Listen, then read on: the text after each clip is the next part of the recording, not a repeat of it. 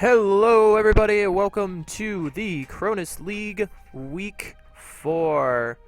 Let's make sure that everything is up and running for you all. The game was working a second ago, and now it appears to be not doing that as soon as I go live, because that is the way the world works. I'm going to close this down and restart it. Hope that that fixes all of these problems, because these problems only appear, of course, when these sorts of situations go online. Testing, everything is fine. Getting ready to go, everything is good to launch. As soon as you try to get going and are live on air, everything breaks. Okay, perfect. It looks like it's working now. Apologies for that little hiccup. No big deal, though. We've still got a while before the matches get underway. And like I said last week, if something's going to go wrong, I want it to be as long before the matches start as possible. So, happy to have you all here with me today for, like I said, Week 4 of the Cronus League. And I've got a special treat for you all that I will be announcing over the thing, where instead of just going to a black screen for me to type in the super secret password, I've got a pretty picture for you guys. Oh, wow. Just, this is truly the place to be with the best. I gotta concentrate to spell, because I cannot spell. The best of treats for the best of viewers. Alright. Hopefully it didn't break on me twice in a row. No, it did not. Beautiful. Alright. So, getting into things. Getting into the loveliness that is, of course, Guns of Icarus online, competitive mode view thing.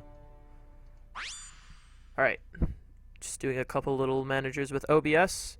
Alright, 3 minutes until the beginning of our first match. For any of you who don't know, I'm James T. Kirk. This is Guns of Icarus, the Cronus League, the current competitive event that's been going on over the past couple of weeks. How this works is that teams have signed on singular ships, groups of 4, and every week they are match made to the remainder of their team, the other half. That is done by you take the team with the most amount of points, and they're matched with the team with the least amount of points. Second most with second least, third and third, so on and so forth.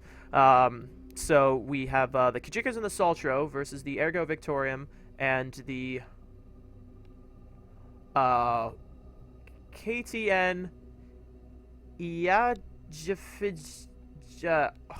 KTN, the squid of this match. That is quite a difficult name to say.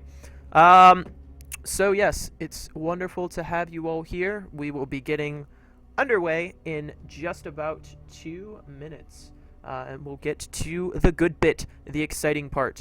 The bit where I don't just mumble on and drone on about whatever happens to come to mind, but where I can talk about the Guns of Icarus, why we're all here today. Happy to be streaming from, once again, the twitch.tv/Guns of Icarus channel, your home for all things, believe it or not, Guns of Icarus. So for all of you who may not be used to my voice, I am not a developer, as we usually have on here. I am a player in the community, one of the prominent casters. My name is James T. Kirk, and we are casting as opposed to some sort of dev games or some sort of fireside chat. The current competitive scene is what's going on today. So I'm going to be walking you all through that. I'm going to be doing my best to make this stream exciting and engaging for both some veteran players and some people who are maybe a little bit less familiar with the competitive scene. Doing my best to point out a couple little facts about the game as we go through, what's happening on a larger and smaller scale, I mean, obviously that's a large plate to try to have for dinner, but I'm going to be doing my best to go through it. I do have dual monitors, and I got the chat open on the other side, so I can see you, Sarah Levy, and Mega M saying hello to me, and I can answer any questions that you guys have at any time about anything Guns of Icarus related. Yes, there you go. I've answered your question from the future. How cool is that? Yeah, anything that you guys may be wondering, I will be looking at that more strictly, more on par actually during these in-between lobby segments. But during the match, I might glance over and see something, but no promises. All right, we're getting ready in just about now. So here we go. First match of the Cronus League, Week 4, taking place at Duel at Dawn. This is, of course, the smallest map that is currently in the game. The spawns are, as usual, divvied from side to side. And even for some of the faster ships like we have in this match, goldfishes and squids, you can get to the other side. Sometimes even faster than some other ships can really get themselves ready to go. Faster than someone to buff their hull. So usually these matches favor close range, maybe some medium range builds. You don't see a lot of long range things, but we'll see what they've brought today. We have the Kajiggrs, a Mobula piloted by Nishde's Mustache, which is running a more long range thing, interestingly enough. Their main weapon up at the top, a Mercury field gun. Lower decks are Flak and a Gatling, and on the wings, Artemis and a Gatling. The other side of the red team, we have the Saltro, piloted by Mythical Donuts, a Hwacha fish with 2 Gatling gun support weapons. For the blue team, we have the Ergo Victoriam, a goldfish piloted by Freefall. Hwacha on the front side with a Flamer and a Gatling on the side. This is very similar to my Hwacha fish. And then finally, the Team Bumble with a nice little bee decal. How appropriate. A Squid piloted by Attach with a Gatling on the front, a Banshee on the side, and a Carronade on the back. Good old-fashioned, well, not good old-fashioned, they're relatively new to the meta, but an Assault Squid. So, right after I finish going through the loadouts, we have a couple shots of Artemis going out from the red team. Red team closing in on blue spawn. This provides a couple pros and cons, which I might go over later because there's action happening right now. Team Bumble Gatling away at the Saltro's hull.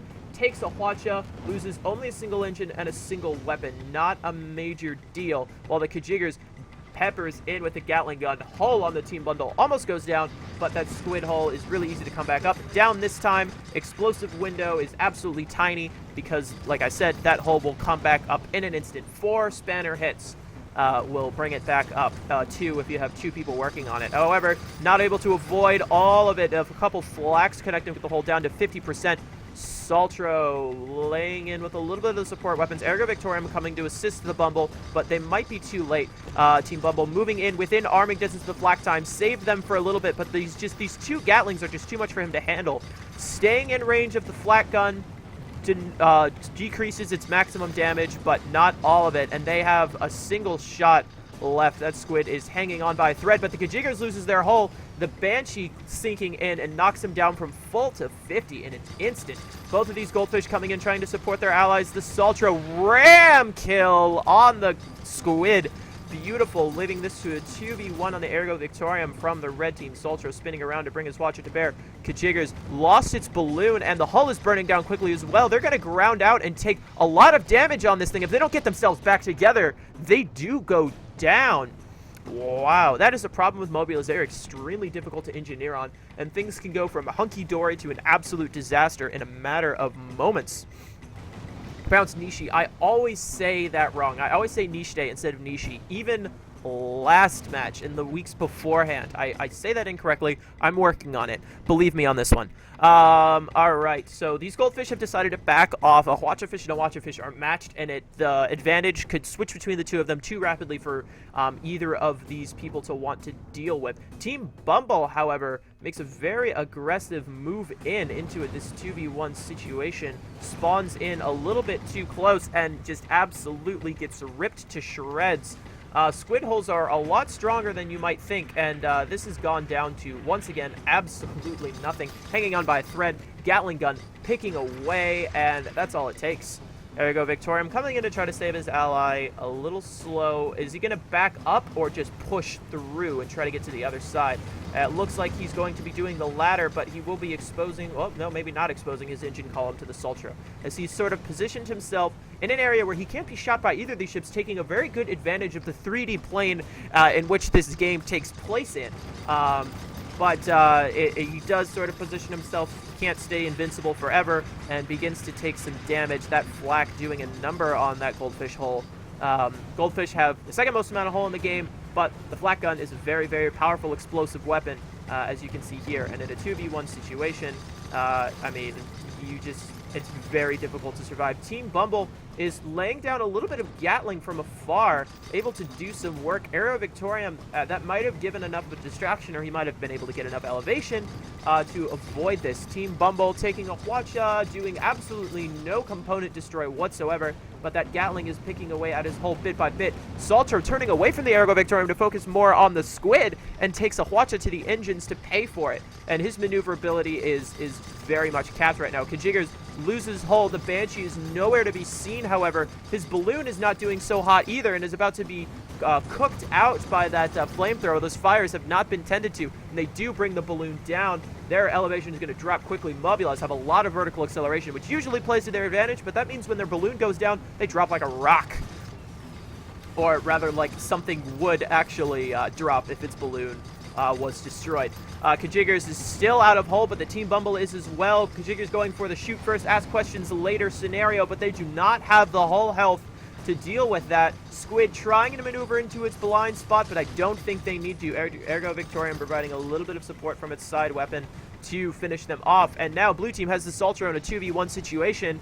Not good for them. The match is all tied out right now. But, I mean, who knows if the Saltro will be able to get out of this alive. Taking a little bit of Banshee fire. They have absolutely no guns right now. Hwacha from the Ergo goes low, low, low. But the final third of it chunks into the naked hull and takes away a fair amount of it. Saltro is trying to escape, but the Ergo is trying to get up and get its Hwacha in the, or just straight up body block and a sandwich for the lead on the Blue Team. The other red ship has elected not to spawn in yet. They're probably going to try to spawn in at the same time, but I don't know if there was enough time. You can select at what time you spawn in, and you can wait a little bit for a longer spawn, but you will be forced to spawn in after a certain amount of time. Blue Team moving into the ribs over here to try to anticipate it. There it is. Kajiggrs spawning in. How long until the squid gets in as well? There it is. Or not the squid, the goldfish. And they managed to catch the squid between the two of them, but it takes a couple seconds for everyone to get into position. Team Bumble taking full advantage of that, moving right out of the arcs of the Saltro. Trying to get into the Kajiggrs blind spots, but those Gatlings have really excellent turning arcs. Bumble loses hull. Flak going in, bringing them down quite a number, but they were in arming time, so that could have saved them overall. Kajiggrs losing hull along with the Team Bumble. Saltro is getting himself into position to lay down some fire or sweep around the back. I think that was a missed ram there, which would have done them in. Team Bumble is a hull break and a couple more Gatling bullets away from death, but the Kajiggrs is not doing so hot either. Squid does go down, but now the Ergo Victoriam is left in a 2v1 with not a lot of hull health left.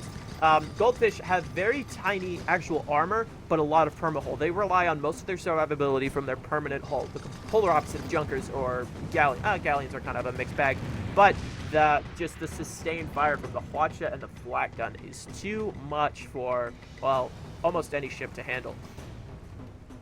So that does bring the red team into a 4-3 lead, but the blue team is only 2 points away from victory. And with the Kajiggrs at half health, if they can sweep in and get him down, then they can catch the Saltro in a 2v1 and possibly take this.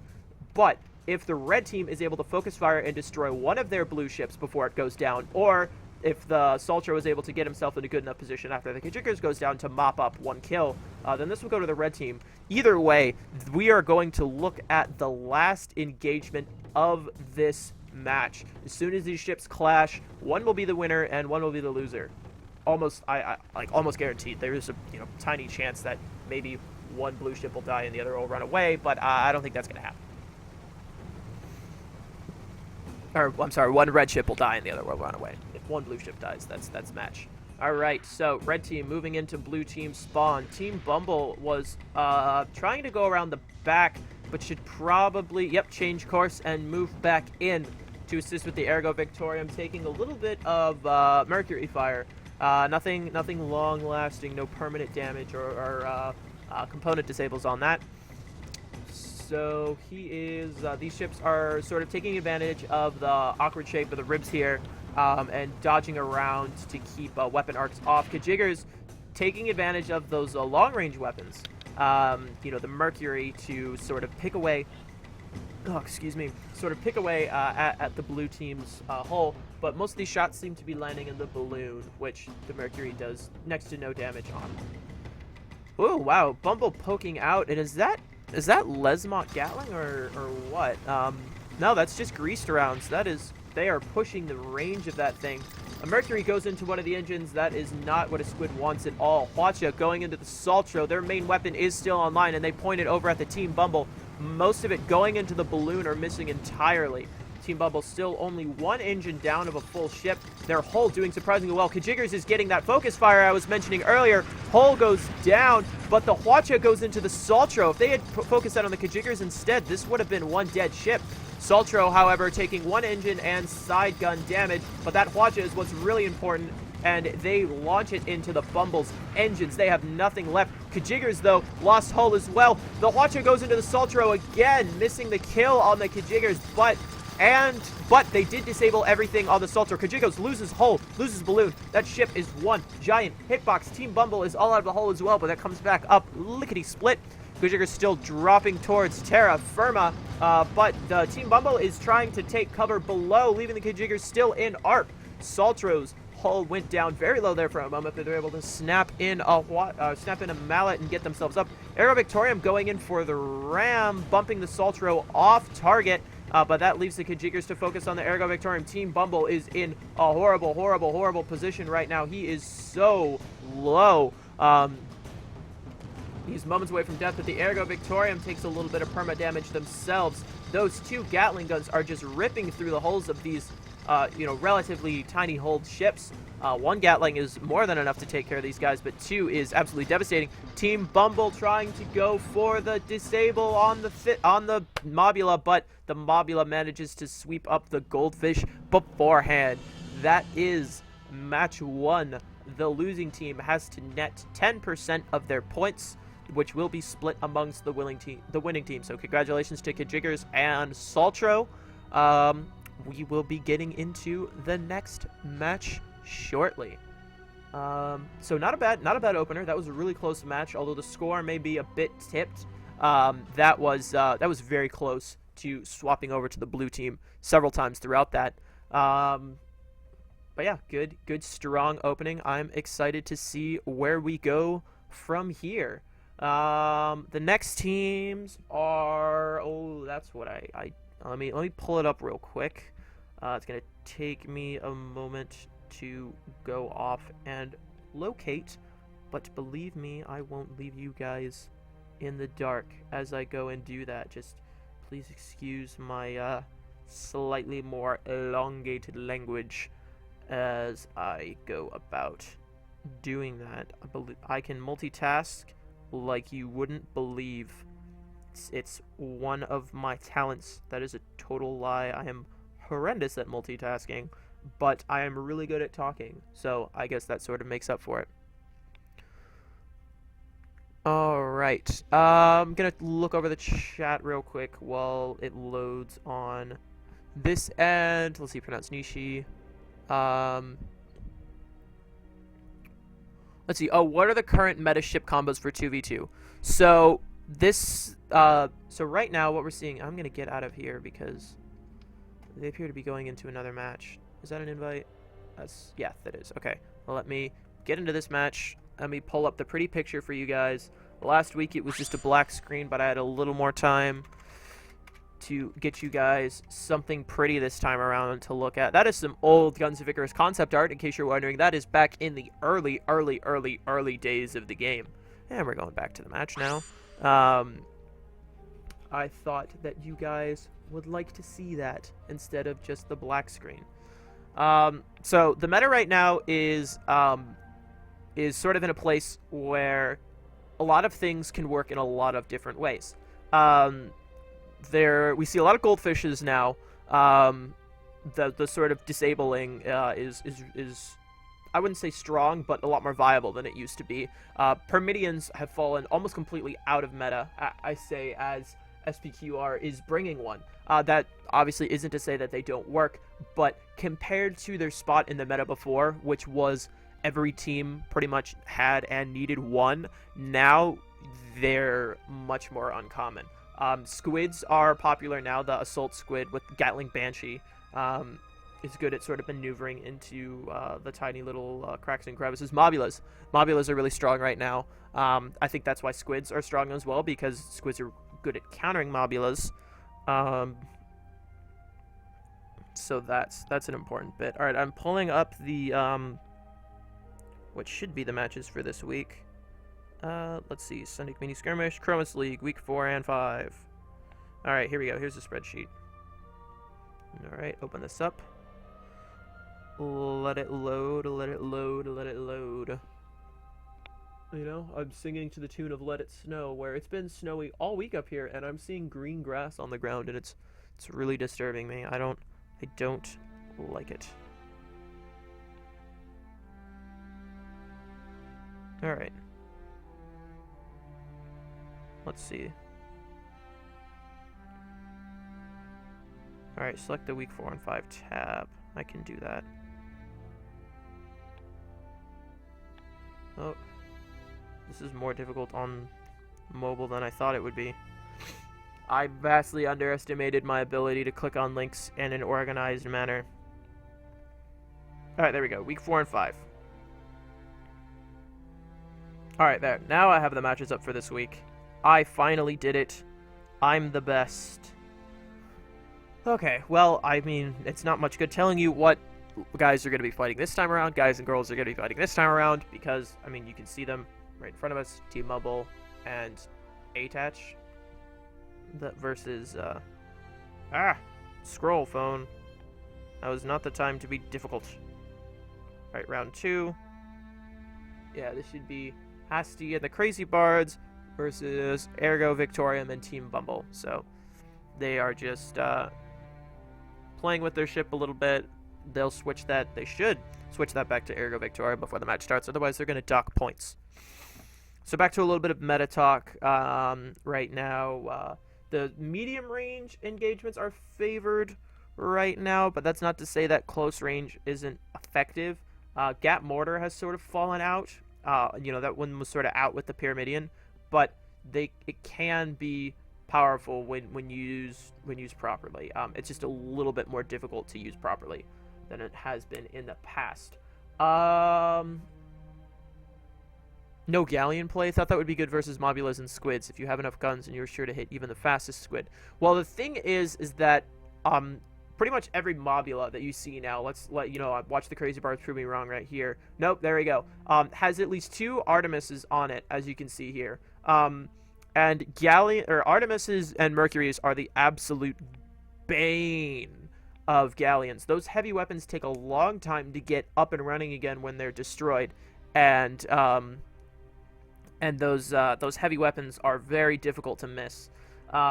So while yes, a Hwacha will devastate a Squid, if you can hit that Squid in the engines, it's pretty much done. But a single burst Artemis, let alone 2, will make it so your Hwachas are essentially never firing. And Mobulas, once we saw the Mobula introduced into the game, that's really when Galleons really started to fall out of favor.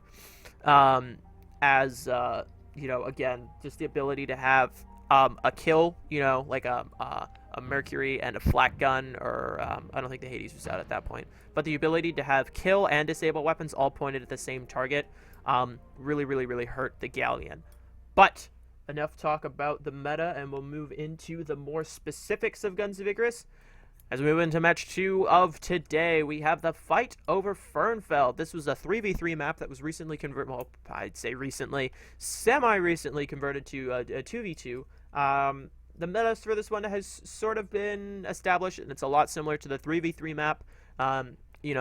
There's a couple open areas where engagements usually happen. There's the run down the middle area, and to sort of flank out and around the side. This map is very open and not a lot of clouds, so it favors mid-range combat. That being said, let's see what we've got here. The Team Bumble, once again, running their Assault Squid.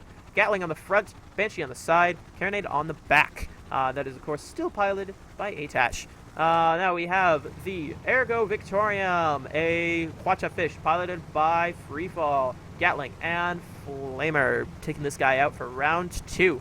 And the blue team, we have the Crazy Bards, a Mobula piloted by the man Hades on top, Banshee and Artemis on the lower decks, and Banshee and Artemis on the upper decks. I like that build. I might have to try that out.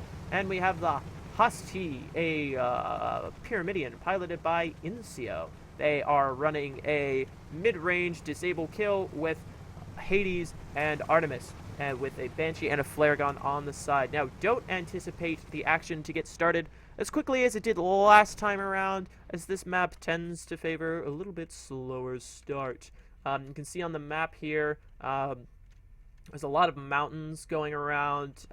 There's a couple clouds, but there's also some good lines of sight. As you can see, if they poke around this mountain, they can see the Pyramidian way out there, but it looks like he might slip away around the mountain before the Team Bumble can spot him. Alright, Team Bumble is out around the corner, and the Pyramidian is out around his. So, no engagement this time around, but Red Team has moved pretty solidly into Blue Spawn. Blue Spawn moving around pretty solidly into Red Spawn. So this sort of like circle situation that you guys can see here, where they run around each other. This in Guns of Icarus competitive is known as the Toilet Bowl of Death. And it used to be absolutely horrendous on Canyon Ambush back in the day, but the clouds have been tweaked with a little bit to the point where it's not quite as bad anymore. Alright, these guys are flying low, taking advantage of some of these smaller mountains to stay in cover, but the Hastatii and the Crazy Bards are still moving in that direction. But a goldfish and a squid are significantly faster than a Mobula and a Pyramidian. Mobulas and Pyramidians are sort of sitting in the middle of the speed group, falling towards the slower end of things. And a goldfish and the squid are literally the two fastest ships in the game. So, yeah. This is definitely, if anyone's going to catch up to anyone here, it's the red team catching up to the blue team, but they are scouring every corner of this map for the blue guys, when the blue team, the blue boys and girls, boys in blue, when they are actually just square in their own spawn. So, probably going to continue circling for a little bit longer in case someone, well, now that the blue team is in the red team spawn, and they see that the red team is nowhere to be found, they might turn around and go back the way they came, trying to catch the red team. Red team holding position at the end of this sort of structure. I don't know if they got, like, because sometimes you can see a ship, and it's a good idea not to spot it, because then the other team knows that you can see them.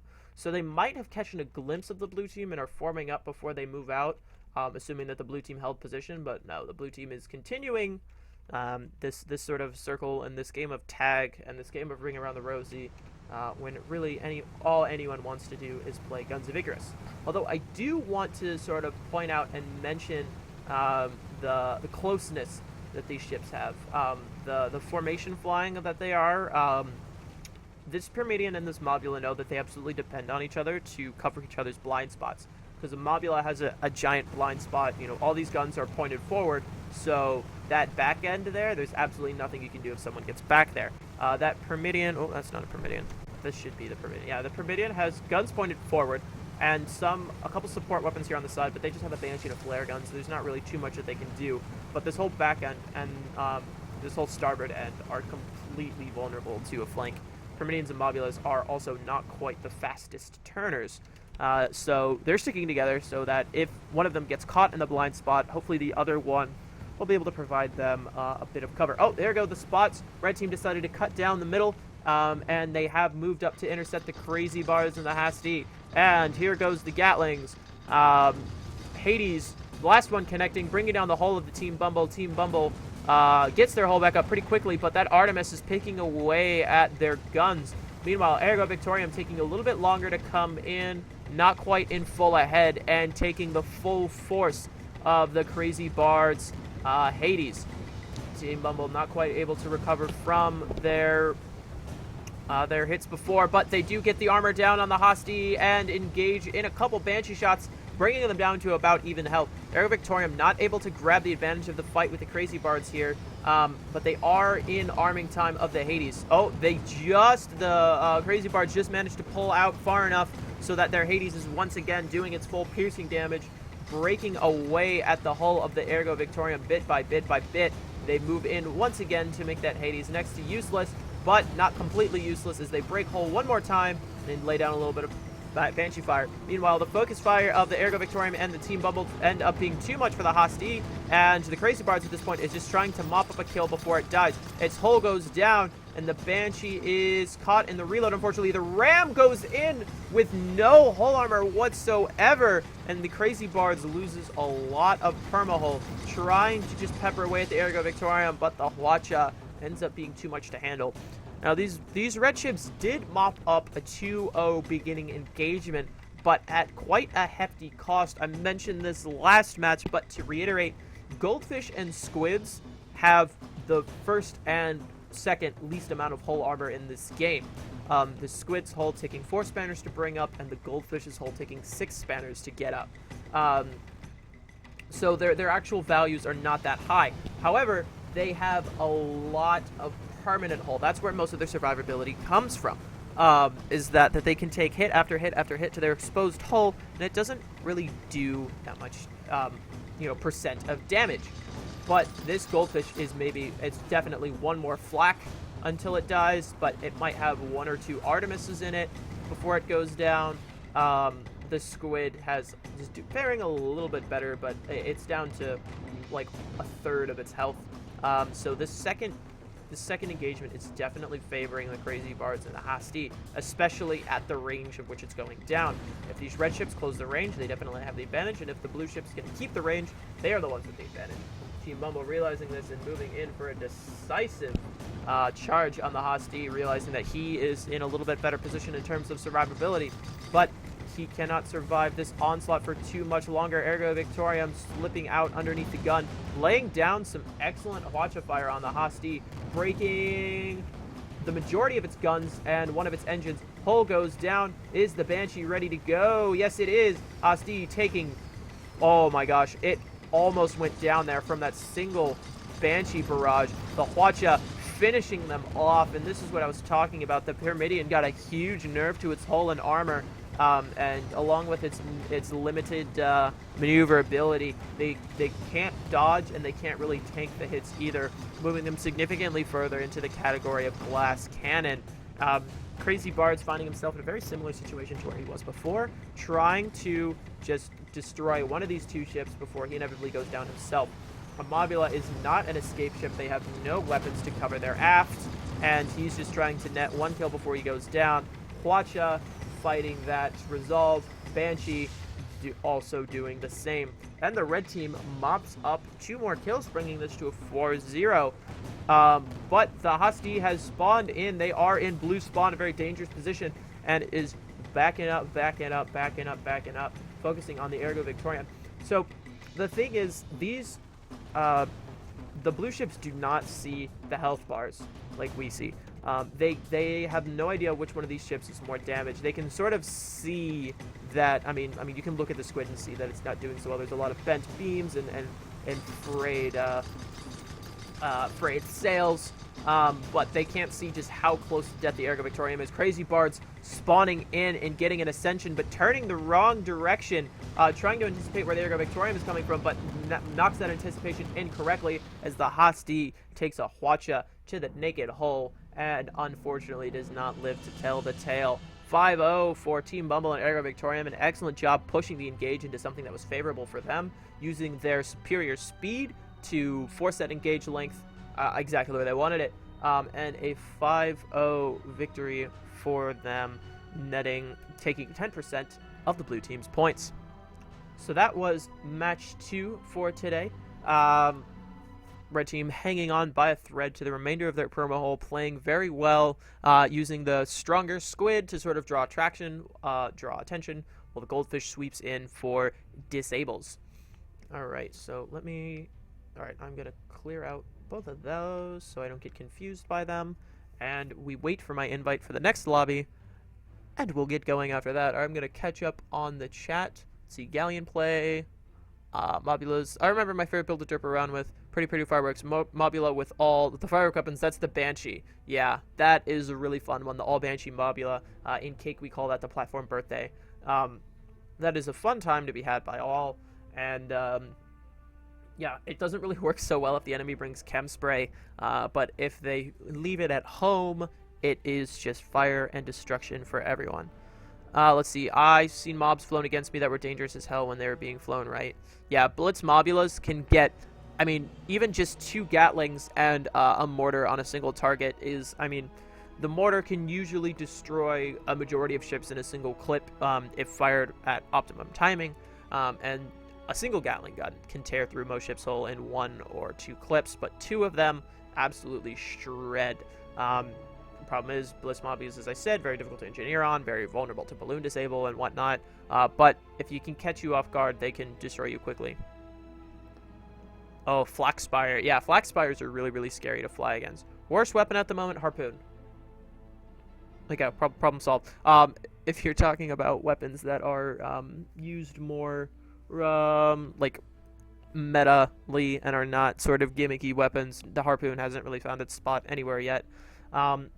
But in terms of non-gimmick weapons, what's doing really weak right now? Let me take a look at the great list. You know, honestly, as much as I was singing the Mortar's praises a second ago, we've seen it fall in favor to things like the Banshee and the Flak Gun, because both of these weapons have just so much better turning arcs to them. Oh, looks like I got my invitation to the match. I'm gonna go get in that. Alright, leave this guy. Let's see. Pull up the pretty picture while I type in the super secret password. Oh boy. The super secret password. Alright, pretty picture down so you guys can see the screen again. So in terms of heavy weapons, probably... well, because we see a lot of goldfishes now, flakfishes are next to useless because the flak gun relies on an armor strip first and supporting weapons in order to do its job. And on a goldfish, that's extremely difficult to do because long-range piercing weapons have limited arcs, and, well, there's a 90-degree arc difference from the front and side guns of a goldfish. So I would say just because of that, the flak isn't doing really well, but that's not to say the flak is a bad gun. Like, flak spires are really scary. Oh, excuse me. Little yawn. I forgot to have my coffee this morning. Flak spires are really scary. You know, galleons with flak gun. There's that Hwacha Gatling flak build, which is devastating when done correctly. But just because of the amount of goldfish that are flying around right now, I would say the flak is the least optimal heavy weapon in general. But yeah, the mortar is the Banshee and the flak just have so much better turning arcs to them. And like so much better range that they are sort of outclassing the mortar right now. And also the Banshee just has so much utility to it. You can use it because it's explosive fire, secondary damage type is fire. That means that it's also excellent against the balloon. So it's actually a really good medium range and close range balloon disable weapon. You know, again, that just stacked on top of the fact that it has incredible turning arcs that move at lightning speeds, and it makes it an excellent side weapon for Squid, maybe it's a support for a Pyramidion, works really well on the outer wings of Mobulas, and just overall is in a very favorable position right now because of all of its myriad of uses and applications. But waiting for blue team to get in here. Maybe their allotted match time hasn't quite reached the clock yet, but they should be here any moment. Right now, I'm just looking at the chat right now, and all of the pretty colors that are. It's like a little rainbow. I like it. It's pretty. Best IGN you have ever seen in GOIO. I know what you mean by IGN, like the like Skyrim with airships? Like, is that the response you're looking for? I'll get back to that when I see when I get what you mean there.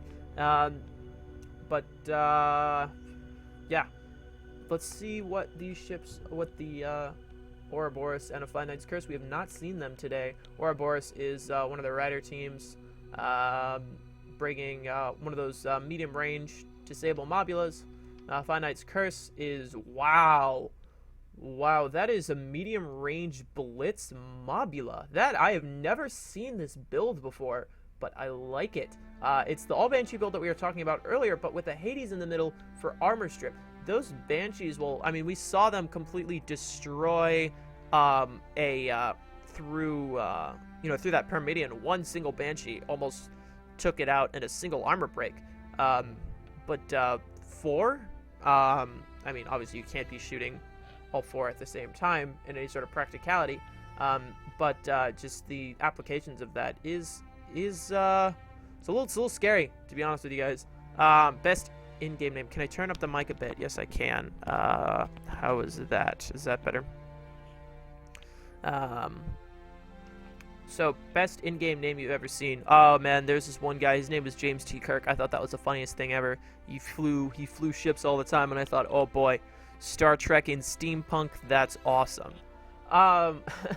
Joking aside, I've seen a lot of really funny, really interesting names in this game. A lot of people are really creative with the way that they lay things out. But I don't know. Star Trek names always hit home with me because there's all these people that I've never met before decide to come in and use Star Trek names for Gunspeakers Online, and I'm like, hey, and they're like, hey, and yeah, we all have a great time. Met one of my actually really good friends. We've been friends for a couple years now, just because we both had Star Trek names in Gunspeakers. So yeah, that's a fun story. But yeah, Star Trek names I always think are funny, or like, you know, names to other like famous sailors or our captains, and just sort of like nautical terms like that. One of my friends' name, he's Admiral Obvious. I thought that was pretty funny. First time I encountered him, people say, "Oh, hey, what happened to Captain Obvious?" And he says, "Oh, I got promoted for obvious reasons," and everyone in the lobby groans. It's awful. He's a great guy, good friend of mine. I think they're on bye week this week. He's actually flying in this tournament. Let me check on that for you all real quick. Let me just unlock my phone.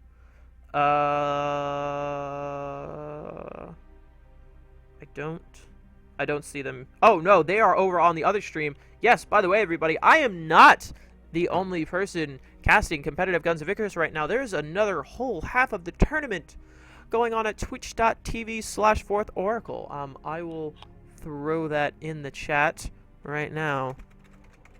You'll probably see that. I don't know if you'll see that before I speak it or not. But over there is the other entire half of this stream that you guys are missing by only staying here. I believe that there's a dual stream set up somewhere. Let me see if let me see if I can grab that. Is there a dual stream? Yeah, you guys can actually set. Sorry, I need to focus when I type. I'm a horrible speller. Setup. So yeah, if there's a dual stream setup, which wouldn't be difficult for someone to set up, if there isn't right now, then we would actually be seeing. Oh, get out of here! Clicked on the wrong thing. Don't punish me for it. Then you can actually watch my stream and Oracle's stream at the same time. You can, make us bigger or smaller, mute and unmute either side to see what sort of action's going on or whose voice you like to listen to better, which one pleases your ear at a more frequent rate. So yeah, that is being looked into for me right now, and I will let you guys know if I get my hands on one, or if, I don't think that you need to do, yeah, I think you can set up a dual stream by yourself and share the link with the rest of us. I'm not 100% on that. I'm not super familiar with Twitch. I spend more time streaming on Twitch than I do watching Twitch. But maybe some of you more veteran stream watchers would be able to tell us how to go about doing that. But yeah, Skype is the Skype group. We're all very busy running the tournament right now. Yeah, all right, yeah, Weedlebugs, that'd be super cool if you could get that set up for us. So obviously the 2 streams for the split are myself over here at twitch.tv/Kajiggrs and my co-host for this tournament, twitch.tv/4thOracle. So that'd be super cool. All right, the other teams are starting to come in. The 3-minute timer has been started, so we'll be getting underway in no time at all. Yeah, so for anyone who is just joining us, my name is James T. Kirk. I'm not a developer that you might be used to seeing on this channel. I'm just a regular player who has a passion for the competitive scene. I'll be your host this evening, or morning or afternoon, depending on your time zone, as we go through and we watch some of the, well, I mean, the highest level of competition currently in this game, and as we go about watching them duke it out in their standard 2v2 first to 5 deathmatch scenario. So the way that this tournament is set up is that each team has signed their ship on in groups of 4, not in groups of 8 as you usually see in tournaments. And teams are made based on you get points. Everyone started out with 1,000 points for the first week, and they selected their teammate. Oh, look at that! There's a duel stream. Awesome. Thank you so much, you guys. Oh man, I've got a minute and a half. I'm gonna check these out. Oh, that's super cool. There's like a top bottom one and a yeah. Oh, that's super cool, you guys. If you want to go share that, I mean, that's awesome that you guys have set those up for us. If you guys want to go over to 4th Oracle and share that with him as well, so we can have more people watching the both of us. Yeah, totally cool. Just post whatever one you guys like better over on his channel and back here, so that you guys, everyone over there can watch me and everyone over here can watch him at the same time. And you don't have to listen to me ramble about nothing in between lobbies. You can get to what you came here for today, which is, of course, that tasty Guns of Icarus action. That being said, we'll be getting going in less than a minute here, and we'll see what more treats we have in store, what more exciting matches we have to watch before the day is done. This is, however, a bye week for a lot of teams. They have the week off, so we won't be getting the full breadth of the tournament, even if you do watch both streams. And the same goes for next week. We'll see the other couple of teams come in and play. But after that, week 6. This is week 4 right now, as you can see over on the title. Once we get to week 6, we will see more regular the entire tournament coming together and playing again. We will be getting going here in 2 seconds. 1 second. The match is beginning. So, the map, I have forgotten. Water hazard, that's correct. This is a very open map. There's not a lot of hard cover here, but there's a decent amount of cloud cover. Another map that favors more medium range engagements, but it's not difficult to push a close range. Long range is also a viable option for this one, and it's more difficult to push a close range if the other team brings long range ships. There's an interesting dynamic here where most of the hardcover takes the form of these stalagmites. So they're thinner at the top and wider at the bottom. So by flying low, you sacrifice your cloud cover for more hard cover. By flying higher, you sacrifice your hard cover for more cloud cover. So it's sort of a trade-off that's really fun to watch the teams sort of debate amongst themselves and see what they go with. But let's see what ships they go with first. Ouroboros by the Ryders, taking something a little different than we saw in the lobby. Still got that Hades on top, but they've switched their Banshees for Artemis rocket launchers and flare guns, and another Artemis and a Gatling. Let's see, Finite's Curse. Oh no, the Finite's Curse was the one with the Banshees, and they kept it. Hades on the front, Banshees on the wings, but they traded one Banshee for an Artemis so they can get a little bit more diversity. Who can blame them for that? And we have the Bards, this time bringing a Galleon. We'll see if they are able to push that long-range engage where they have a Hades and a Flak and a Lumberjack, some of the more long-range weapons in this game, with a Carronade and a Hwacha in case they manage to get close. And of course they got a flare gun on the back. Logicalia flying that one. Grim Reaper's already been spotted as Squid, piloted by Grimmer, with a Gatling Banshee that assaults Squid with a flare gun on the back for support. So, that looks like not so much of an engagement as a little bit of a spot. These two Mobulas are sticking close together, and the Squid and the Galleon are probably going to get a flank. The Bards, you can see off there on the east, has not been spotted yet. The Grim Reapers is pulling full attention of these Mobulas. Mobulas often get sort of tunnel vision because of all of their weapons pointed forward. The pilot has very limited view range, especially behind him. And the Bards only being spotted now. These ships turn to engage, and the Grim Reapers comes out and takes advantage of the blind spot, sort of picking out from underneath the bridge. Finite's Curse coming, turning to engage, and they have now split their fire. The Bards has not lost any weapons to that Artemis yet, but the Grim Reapers has lost hull, taking cover behind the stalagmite here by the observatory. While the Bards is still trying to train their weapons on. As you can see, a couple shots flying a little high, a couple shots flying a little low. But this engagement is happening over about 2,000, closing in on 3,000 meters, so it's obviously very difficult to shoot accurately from that range.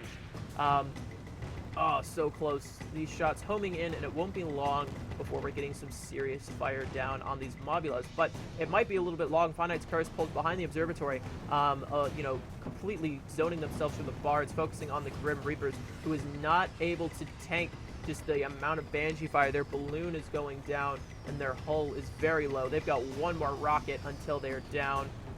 Chem sprays are going out, but it's just not enough to handle as their hull drops. One more Banshee is going to finish them off, and there they go. A couple launched into the balloon, and one nicked the hull and set them down. The Bards has taken cover in a cloud and lost their spot while their ally was not able to go, trying to close the distance a little more, allowing their gunners a little bit easier shots.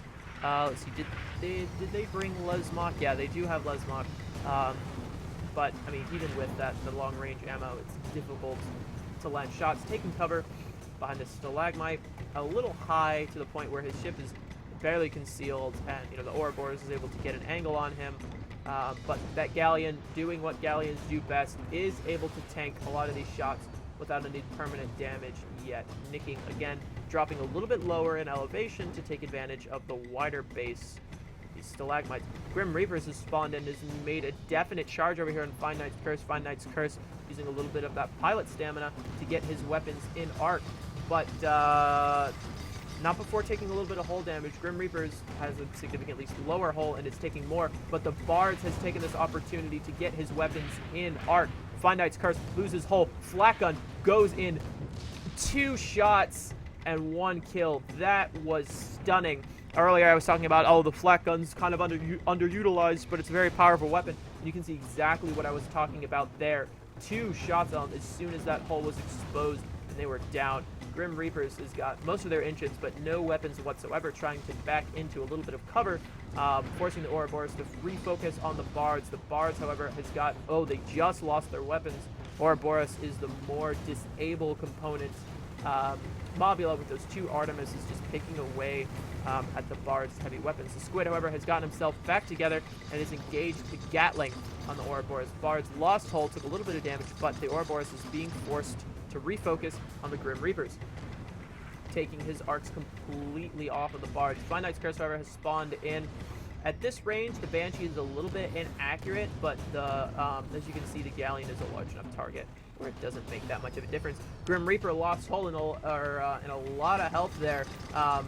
Ouroboros is about to lose hull themselves. A mallet sneaks in, and that probably saved their life. Grim Reapers goes in for a ram with no hull and pays the price.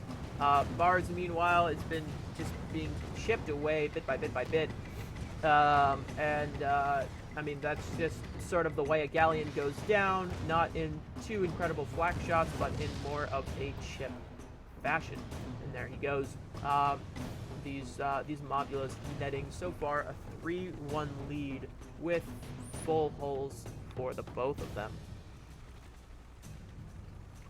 blue team should be spawning in any moment now. Probably want to spawn together, a little bit of a delay. Okay, there's the Grim Reapers all the way on the other side of the map. Oh, sorry if I'm pausing in awkward moments. I've got a sneeze coming on, and I don't know when it will arrive. I'll try to move my mouth away from the microphone when I do, so I don't blow all your eardrums out. But no promises.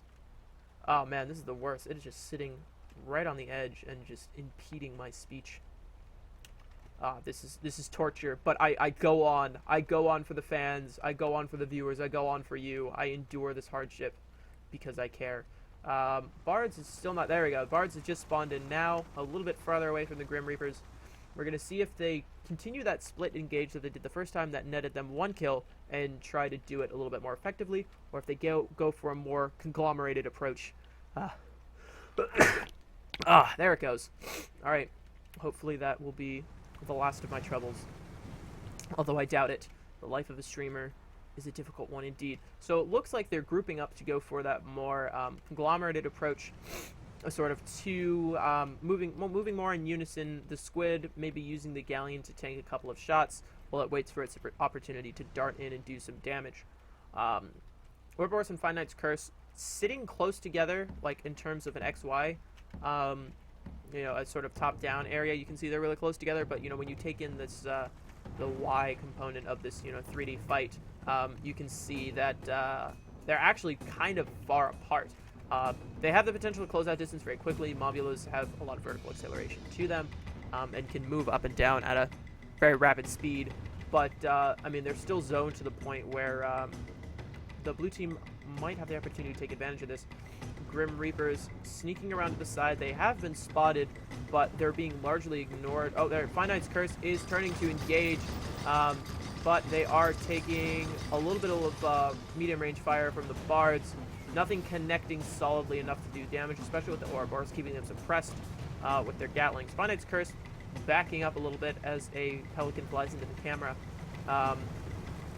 Grim Reapers is taking cover behind this much smaller stalagmite, while the Bards continues to sort of dodge and return fire with the Ouroboros. Those Artemis launches are a lot easier to shoot than the Lumberjack and the Heavy Flak, especially because they pretty much just fly straight. They've got a little bit of travel time to them, so you got to lead them a little bit, but there's no drop to them like the Lumberjack has. So Grim Reapers is taking this opportunity to push right past the Five Nights Curse and engage on the Ouroboros from behind this stalagmite. Ouroboros has got to make a decision at this point. Will they continue suppressing the Bards, or will they switch to defend themselves from the Grim Reaper? Five Nights Curse is having a... now he's an Arc, and he's able to put down the suppressing fire in the Grim Reapers so that the Ouroboros can continue to focus on the Bards. The Bards loses their hull for the first time in this engage, and the Artemis looks like they're caught in the reload for the most part, as they were not able to do a lot of permanent damage. Grim Reapers is playing Ring on the Rosy with the Five Nights Curse while they try to get their hull back in order. They lose it at the optimal time for them, to the point where they're able to just jut around the structure here and avoid any more permanent hull damage. Grim Reapers is just kind of playing keep away right now. They're not actually doing any return fire to the red team, while the red team is just slowly picking away at both of these blue ships. If the blue team wants to net a victory here, they're gonna have to make a move. They're gonna have to do something. They can't just count on a perfect time flak 4 more times. Oh, Grim Reapers actually takes a little bit of a bounce and drops their hull, but it comes up quickly because that is what the Squidly do. Bards looks like, no, he's holding the same distance that he was at before, or he's a little bit closer than he was before at about 1,500 meters. The Grim Reapers is, doing a good job sort of darting around and playing keep away with these Mobulas, but neither of these ships have any permanent damage to them, while the blue ships, are just getting little bit by little bit picked away at them. The Grim Reapers moves in and does a little balloon bounce with the Five Nights Curse. Both of them take a little chunk, not a whole lot, but the Grim Reapers has now exposed its engines to the Five Nights Curse. Five Nights Curse taking full advantage of this and shooting everything they've got. Ouroboros loses balloon. Looks like those Lumberjacks started connecting, and he starts dropping but it won't be long before he gets it back up and running, and there it goes. Grim Reapers is pulled out a little bit, backed way up and closer to the Bards. While the Bards continue... Oh, the Bards is actually getting focus fired right now. The Hades and the Banshees and the Artemis are just too much for even this Galleon to handle. And, I mean, he's in full reverse, but that makes it even harder for his gunners to make shots, as now they have to account for the travel time, the drop, and the ship movement, and that just ends up being too much for everybody involved. Kajiggrs and Ouroboros now turn their attention to the singular Grim Reapers, the squid left alone. He's going to try to run away, but these Mobulas are going to try to pursue him. He's keeping his engines protected for the most part, but oh no, he is not. He's losing them very quickly, and the Banshees just close in and finish this match. The Mobulas, Ouroboros, and the Divine Knight's Curse do manage to take this victory for themselves, 5-1, but that is far from the last match that we have today. But congratulations for the red team, once again, taking 10% of the blue team's points and moving themselves up a little bit higher in the rankings. So, next on the list, we have, let me pull up my list, and I'll share it with you all. Let's see, we just saw the Ouroboros, yep, and Finance Curse. Alright, the next match will actually be the last match of today. Like I said, a little bit of a shortened game time today. That doesn't mean I love you any less, I promise. The Grim Reapers and the Bards versus the Ergo, Victoriam, and Team Bumble. So, again, that will be the last one that we see today, but we will be back next week for one more abbreviated match, and then it will be back to the full tournament length. So teams this week getting a little break, getting a bye week to practice a little bit more, maybe try some new builds out, maybe try a couple new players out. I don't know. I'm not their collective mothers. I don't tell them what to do on a daily basis. Maybe just get a little bit of R&R, a little break, go out, have some fun with friends. But I'm here for you all. I never sleep. I never take a break. I am fully and completely devoted to bringing Guns of Icarus to the people as soon as my lobby is available for me to do that. So next week we'll see the other half of the match playing. So if your favorite team isn't playing this week, they will be playing next week, I promise you. And if they did play this week, they will be playing in 2 weeks again. So that'll be a good time for all involved. And we will be underway in a moment. So what happened with that match is that the Galleon stayed at too far of a range to land its shots effectively, and the squid, like I said, wasn't able to didn't find the opportunity to make the power play that it really needed to maybe allow that Galleon to move in a little bit. Those Artemis were just able to keep him suppressed to the point where he could do next to nothing. Alright, typing in the super secret password and returning the game footage to you all. Alright, final match will be Clash at Backlift, a 3v3 capture point map that was converted to a 2v2 deathmatch. This is a really fun map. The aesthetic of it is super cool. The sort of oil refinery idea that they have going on here, and the rain, the clouds, and the sort of watching the rain splash off against your screen as a player is super cool. And we've got the 3-minute timer already started as the Bards wait for their final crewmate to join in from wherever he or she may be. And so these ships should all look familiar to you, or these teams at least. Not these ships, as the Grim Reapers have traded their squid for a Spire. But these were the guys that we saw last time, hoping to sort of turn around their luck. And the Team Bumble and Ergo Victoriam were the ones we saw at the beginning of this evening. So, we'll be getting underway within 2 minutes. But let's see. Looks like Team Bumble is bringing the same squad they brought last time. Ergo Victoriam hasn't changed their deal all day. Not a problem there.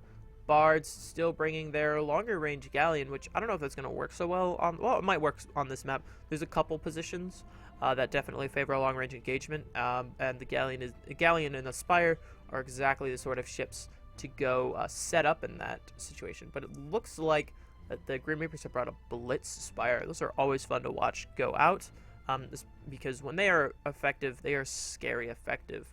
But when they don't work, they really don't work at all. It's a gamble. Spire has always been the glass cannon of this game, and probably always will be, because that's the niche that he's supposed to fill. So that'll be really interesting to see how that plays out. The Hwacha, however, I'm worried for the both of these. Oh, the Bards to switch over to a Junker from a Galleon.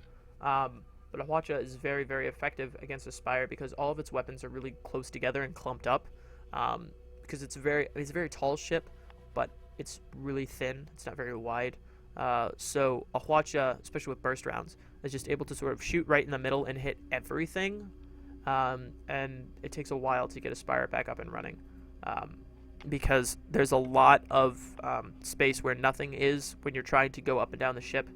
So engineers don't really like to tend to hang out somewhere in the middle. It's very broken up, like a lot of ships in this game are. But the Spire, I feel, is one of the ones that's more especially like that. Alright, we are getting underway here in just a couple of seconds. And we'll get back into that Guns of Icarus action that we all know and love. Clash of Blackcliff being the map, there's a large rock structure in the middle of this map that separates the teams from one another at the start. And it's sort of, the map is sort of broken up into there's a lot more structures on one side than on the other. And obviously the structure side promotes a lot more close and medium range engagements, but there's a lot of open areas off on the other side that I'll point out to you when we get started. That allow a more long-range ship to sort of go out and prevail. But we'll see what the Bards have switched over from their long-range Galleon, see if they switch to a more medium or close-range Junker. But first, we will go over the Grim Reapers, the Spire, piloted by Grimmick. Hwacha on the front, a mine, a carronade, and a Gatling gun, so that should be really fun to watch play out. And the Bards, Junker, piloted by Logicalia. They have got Artemis, Hades, Artemis with Gat Banshee on the right side. So a medium range disable kill with a close range side just in case. Team Bumble, a Squid piloted by Atach. They have still bringing their Gatling Banshee Carronade Squid because they really like it. The Freefall Grim piloting the Ergo Victoriam. Hwacha on the front with a Banshee and a Gatling gun on the side to support them. So we're moving over into the more rocked and structured side of the large thing in the middle as the blue team moves over to engage the red team. And I really think a lot of these engagements are going to be decided on who spots whom first. Well, we're moving over into some of the more open area. The blue team is making a very aggressive approach, which is indicative of a squid and a goldfish team. Really no surprises there. But there's no clouds pushing over into this open area. Bards have been spotted, Ergo Victoriam has been spotted, and it's really just a matter of whether the first Hwacha from the Spires. Whoa, Team Bumble making a really strong hydrogen to just swoop in and above that Grim Reapers, and they were able to use their Gatling gun to completely destroy the hull along with the Hwacha from the Ergo Victoriam, and the Grim Reapers still have not gotten that hull back up and running. They are in full attack mode, but the second Hwacha definitely punishes that mistake. They get their hull up, but not before taking a fair amount of damage, and just a couple Banshees will finish them off if the Team Bumble can turn their side. No, their engineer was preoccupied with something else. The Grim Reapers get their hull back up and running. The Hades on the Bards is not quite connecting. A Squid is extremely difficult to hit. It's so nimble, and its hull hitbox is so tiny that they are an excellent dodger, and makes it very difficult to hit with the Hades. Goldfish, on the other hand, are quicker, but their hull is large enough to make them the easier target. Bards are realizing this and switching over now. Hwacha going a little bit high, to be expected at this range. This is definitely, I think, what's called pushing it. Bards, however, left alone, but in their own spawn, as the Grim Reapers do indeed spawn behind this rock formation here. The blue team has no idea that he's here. The Bards trying to run into the welcoming arms of his ally, but Junkers are the slowest ship in this game, and it's going to be a while before he gets there.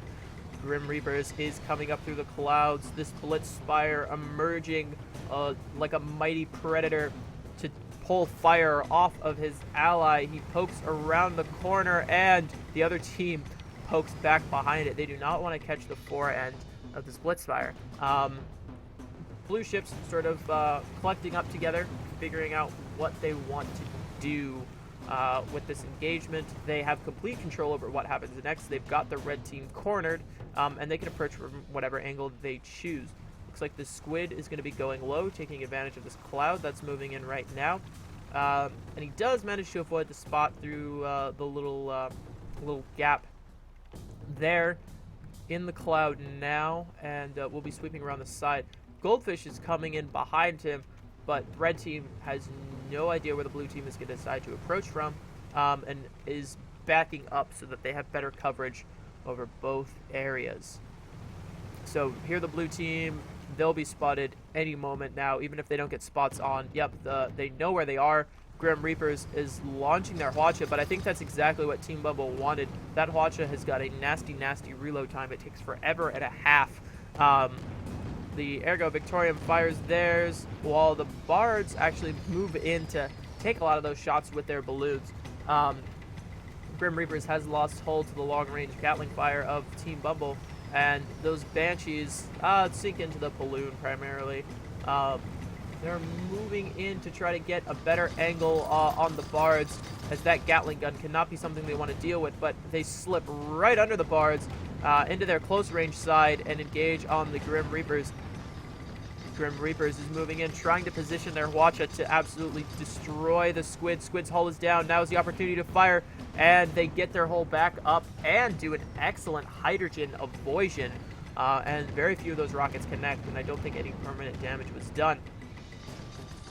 So Grim Reapers is now... Oh no, Ergo Victoriam is coming in for a ram, and they connect with the open hull. Actually, most of that, I don't know where that all went. It didn't go into the balloon, it didn't go in the hull, but what did go into the hull was that Hwacha as it finishes off the Spire. Once again, this blue team doing an excellent job picking on the weaker ship. Junkers are very tanky. They have the second most amount of hull in the game. The blue team is well aware of this, focusing on the much squishier Spire, because if they go to engage the Junker, this sort of thing happens. Squid loses hull, but a Hwacha saving grace comes in from the Ergo Victoriam, and now this Gatling just has to pick away bit by bit at that strong hull armor, and although their hull armor excels, their permanent hull does not. They have the least amount of permanent hull in the game, actually, and just a couple of pretty much any explosive round will end them. And they know this, and they are in full tank mode, but the Banshee ends up being too much for them, and the Grim Reapers actually come in to try to save their ally, but run into one of their own mines. Knocks them off target, and a mine actually, oh my gosh, they just shot a mine that landed between both of these ships, knocked the Ergo Victoriam's Hwacha off of arc, and actually knocked the squid into this rock here, destroying them. This Spire making a potentially game-changing mine now, as the Ergo Victoriam tries to run away, but exposes their delicate engines to this Spire, turning very slowly. It better get in range quickly, otherwise it will have squandered its opportunity. It's got to watch out for its own mine there as well, and they do connect with it, and that allows the Ergo Victoriam to get away. Running back into the open arms of his ally, the Junker is trying to lay down some Artemis, but the Ergo Victoriam loses their balloon, which grants them an even greater speed boost than before. The lower your balloon is, it actually turns up your max speed just a little bit. Can make a difference. Ergo Victoriam ducks into a cloud, loses their spot, and escapes with very little permanent damage done. Team Bumble is coming around the mountain. When she comes, she will be here to assist any moment now. And we will be seeing the next engagement. Just a second. There it goes. Ergo Victoriam laying down a Hwacha, exchanging with the Grim Reapers. Grim Reapers definitely comes out on the sour side of that. They have lost their hull. They have lost every single gun that they know and love dear. But they are keeping themselves in arc. As soon as that Hwacha comes up, they plan to retaliate. But the Ergo Victoriam is more than ready for that, and as soon as they seize their Hwacha comes up, launches one in a preemptive strike. Team Bumble laying down that Gatling gun that has just been the bane of the Grim Reaper this entire time, as these ships ignore the Bards entirely, and the Bards does not have enough power weapons to really make itself an unignorable target. Ergo Victoriam loses all of their guns in their hull, but the Bards, the Team Bumble is able to put down enough damage to force attention to come to it. Grim Reapers is laying down mines, but I think they've been more effective against themselves than against the blue team. Very difficult to see laterally on a Spire, and what you're going to run into. It's been very evident here. And now the Bards is stuck in a 2v1 situation. That Artemis has not been able to take out the Hwacha yet, while Victoriam goes in for a ram. Hwacha goes into primarily the balloon. But the balloon is destroyed, so all damage to the balloon will go directly into the hull. As Team Bumble continues picking away with the Gatling. Oh, and it does... Oh, the Team Bumble just manages to avoid a ram with absolutely no hull. As the Grim Reapers do spawn in here to try to turn this around at the last minute. 1-4. Blue team only needs one more kill to win this. A mine, an excellent job there, pushing both of these ships around. They've done a good job hitting both ships with one mine. But overall, these mines could be a little bit more effective than they are. Grim Reapers was about to lose hull. They snuck a mallet in there, while the Bards continues to try to get themselves back together, extinguish fires, repair balloons, repair a hull, leaving the Grim Reaper out on his own. Team Bumble is out of engines, took a really bad Hwacha and a couple of mines, but their Gatling gun is still in arc. The Ergo Victoriam is moving in for the ram. A good bump manages to knock out a little bit of balloon, but the Bards are using their close range damage side to poke into the Victoriam. Grim Reaper takes a Hwacha to the exposed hull, and a couple Banshees will finish them off, or maybe just continued Gatling fire. They were so close to defeat there, but they did manage to sneak in a mallet, but I believe they were just delaying the inevitable as the focus fire is too much to handle. Alright everybody, I believe that is the last match I will be casting today, but changes have been made to my schedule in the past and will likely continue into the future. But just in case that it is, I've been James T. Kirk over here on twitch.tv/GunsOfIcarus. Thank you for joining me for our abbreviated week. We'll be here next week, same bat time, same bat channel, for the other half of the tournament, and then we will resume to our normal schedule the week after that. So that's abbreviated this week, abbreviated next week, and back to normal the week after that. It has been a pleasure casting for you all this week, and I look forward to seeing you all next week. Happy birthday, everybody.